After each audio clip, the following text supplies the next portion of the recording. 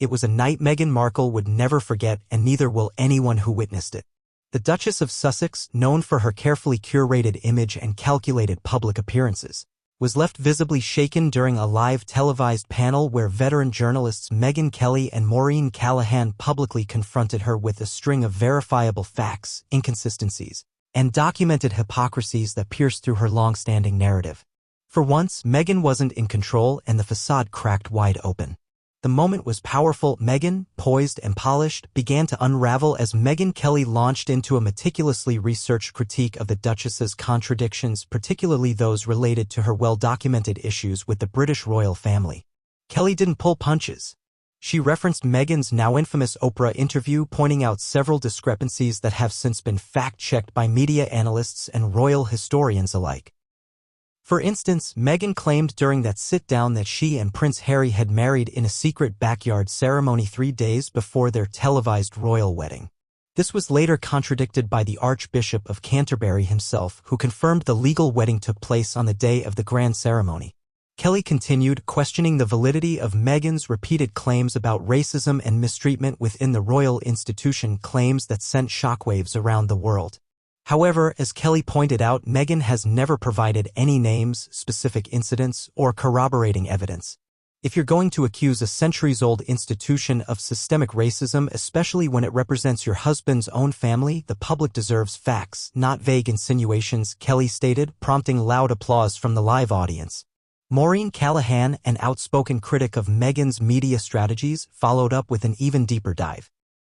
She highlighted how Meghan and Harry have capitalized on victimhood while living a life of extreme privilege, reportedly signing deals worth over $100 million with Netflix and Spotify, only to produce minimal content. Callahan referenced the failed Spotify deal where Meghan's podcast Archetypes was cancelled after just 1 season amid internal criticism over lack of follow-through and production issues. This is someone who says she wants a private life, Callahan said, but then drops a tell-all docuseries, a memoir, and a podcast full of thinly veiled jabs at the royal family. That's not privacy, that's performance. As the audience watched Megyn shift uncomfortably, it became increasingly clear that the Duchess was unprepared for this level of direct confrontation. Gone was the confident figure who once charmed global audiences with heartfelt speeches on feminism and equality. In her place was someone visibly rattled, unable to rebut the flood of facts coming at her.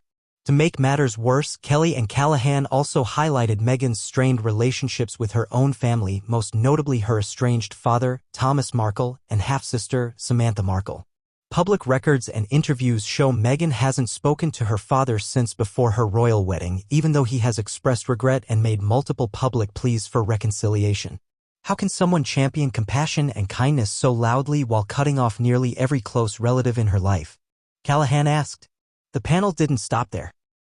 They addressed Meghan's alleged bullying behavior toward royal staff members during her time at Kensington Palace, reports which were serious enough to trigger an internal investigation by Buckingham Palace. Though the findings were never made public, multiple staff members came forward with eerily similar stories of mistreatment and emotional distress.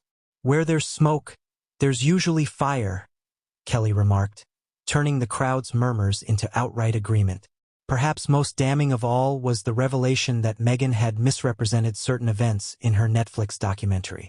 One specific example was her claim that her passport had been confiscated by the palace, a claim undermined by the fact that she and Harry traveled extensively during their time as working royals, with records showing visits to Australia, Morocco, South Africa, and more. So either she traveled illegally, Kelly said pointedly, or she's stretching the truth again. By the end of the segment, Meghan's polished exterior had dissolved into visible distress. She reportedly shed tears backstage, overwhelmed by the sudden shift in momentum. For years, she had largely controlled the narrative, backed by media consultants and PR teams. But in this live, unfiltered exchange, driven not by rumors but by hard facts and public records, the illusion shattered. The aftermath was immediate. Social media lit up with clips of the confrontation, many viewers applauding the journalists for their courage in speaking truth to power. Even previously sympathetic commentators admitted that Meghan had failed to defend herself against the facts laid before her. This wasn't just a tough interview. It was a turning point. For many, it marked the beginning of a much-needed re-examination of Meghan Markle's carefully constructed public image and perhaps the start of real accountability. In the hours and days following the broadcast, the fallout for Meghan was swift and telling. Major media outlets that had previously been hesitant to question her narrative began to revisit past coverage with a more critical lens.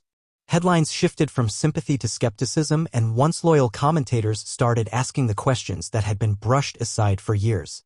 Was Meghan truly a victim of royal cruelty or a master manipulator of modern media?